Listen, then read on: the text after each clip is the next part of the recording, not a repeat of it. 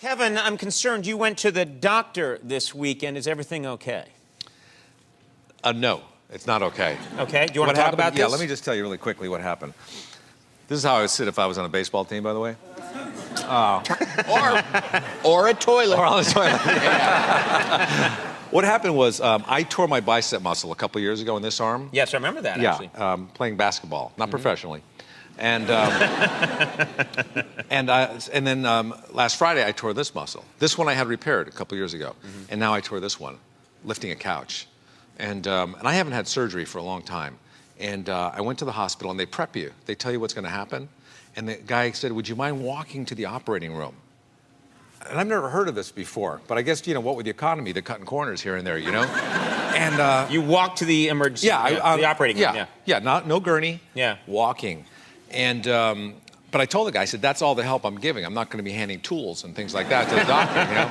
And I get to the operating room, and I push open the door, and it's freezing in there. They keep it really cold, like, in case you don't make it. They don't want you stinking up the room, you know? And funny now. It doesn't take that. It doesn't happen that quickly that you start to stink. Oh, believe me, it does. Yeah. All right, I don't know what you're into. You could stink when you're alive. That is true. You don't even have to die. That is true. I'm sorry, I side. What is his name again? That's Andy. Andy, that's right. Right. So it's cold in there. Yeah, so I think Barack... Oh, no, we're talking about the hospital. Yeah. So surgery, you're in the operating room, and it's cold. Yeah, it's cold. And I see the operating table, and they it's all lit up, and they added wings onto it, you know, because they're doing my arm. So it looked like a crucifix. And that usually never ends well from what I've read. And I climb up on the table, and, you know, it's so surreal because you're doing all this by yourself, you know?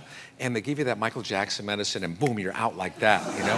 And then that's the drug they use, yeah. It puts you out, yeah. And then you wake up. And then it's all done. You're ready to rehearse, or you're ready to perform. Yeah. And so I had to be in Philadelphia like 3 days later, and this was a little more involved than I thought. You know, I'm like taking painkillers, and it's in a sling. And I called the surgeon. I said, "Is it okay to fly? You know, with the altitude and stuff? I don't know, pressure." Yeah. And he said to me, he goes, "You know what?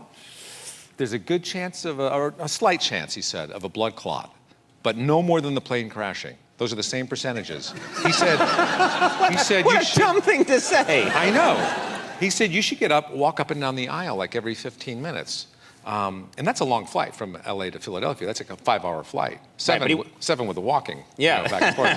But he just wanted you to keep moving, Keep the blood flowing. Sure. You know? So I did that, and I didn't know if I was doing that to keep the plane from crashing or from getting a blood clot. You know what I mean? I didn't know what the doctor knew. Right. He just told you to do it, and you're doing it. Yeah, and people either thought I was a terrorist, or they thought, "Yes, Kevin, we saw you when you came on the plane." Even not the people walking up and down the aisle.